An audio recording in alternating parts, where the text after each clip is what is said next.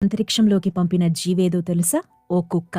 Moscow వీధుల్లోని Lyca అనే శునకాన్ని Soviet union 1957లో భూకక్షలోకి పంపింది. మరి ఆ శునకం అంతరిక్షంలో ఎంతసేపుంది? అక్కడ ఏం చేసింది? చివరికి ఎలా చనిపోయింది? వంటి వివరాలు ఇప్పుడు తెలుసుకుందాం. అది ప్రచ్ఛన్న యుద్ధం తీవ్రస్థాయిలో ఉన్న కాలం. నీల్ ఆర్మ్స్ట్రాంగ్, ఎడ్విన్ ఆల్డ్రిన్ మొట్టమొదటిసారిగా చంద్రుడిపై అడుగుపెట్టడానికంటే 2 దశాబ్దాల ముందు అమెరికా, సోవియట్ రష్యా జంతువులను స్పేస్లోకి పంపాయి. అమెరికన్లు కోతులు, చింపాంజీలతో ప్రయోగాలు చేస్తే రష్యన్లు కుక్కలను స్పేస్లోకి పంపాలి అని నిర్ణయించుకున్నారు. ఎందుకంటే వాటికి శిక్షణివ్వడం సులభం. రష్యన్లు అంతరిక్షంలోకి పంపించేందుకు వీధి కుక్కలను ఎంచుకున్నారు. ఎందుకంటే పుట్టినప్పట్నుంచి అవి మనుగడ కోసం పోరాడతాయి కాబట్టి. ఇక లైకా విషయానికొస్తే ఇది ఆడశునకం. దీని బరువు దాదాపు 6 కిలోలుండేది. అంతరిక్ష యాత్రకు సిద్ధమయ్యే ముందు మాస్కో వీధుల్లో నివసించేది. ఇంకో ఆసక్తికరమైన విషయమేంటంటే ఈ శునకం అసలు పేరు లైకా కాదు, కుద్రియావ్కా అని, తర్వాత లైకాగా మార్చారు అని నాసా వెబ్సైట్ పేర్కొంది. 1957 అక్టోబర్ 4న స్పుత్నిక్ 1 ప్రయోగం విజయవంతమైన తరువాత అప్పటి సోవియట్ యూనియన్ అధ్యక్షుడు నికితా క్రుష్చేవ్ నెల రోజుల్లో ఒక కుక్కను అంతరిక్ష నౌకలోకి పంపాలి అని ఆదేశించారు.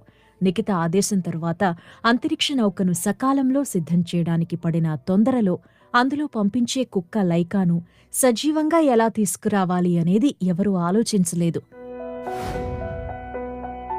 నాసా పబ్లిష్ చేసిన వివరాల ప్రకారం 1957 నవంబర్ 3న లైకాను ఇరుకైన స్పుత్నిక్ 2లో అంతరిక్షంలోకి పంపించారు.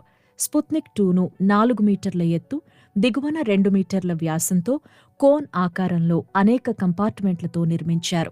అందులో లైకా కోసం ఒక ప్రత్యేక క్యాబిన్, రేడియో ట్రాన్స్మీటర్లు, భూమికి డేటాను ప్రసారం చేసే టెలిమెట్రీ వ్యవస్థ, ప్రోగ్రామింగ్ యూనిట్ వంటి సైంటిఫిక్ పరికరాలతో పాటు లైకాను పరిశీలించడానికి ఒక టెలివిజన్ కెమెరాను అమర్చారు.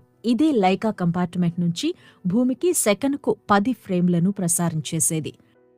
అయితే లైకా క్యాబిన్ చాలా చిన్నది. అది పడుకోవడానికి లేదా నిలబడడానికి తగినంత స్థలం మాత్రమే ఉండేది. అలాగే ఆక్సిజన్ అందించేందుకు గాలి పునరుత్పత్తి వ్యవస్థను, వ్యర్థాలను సేకరించడానికి ఒక బ్యాగ్ అమర్చారు.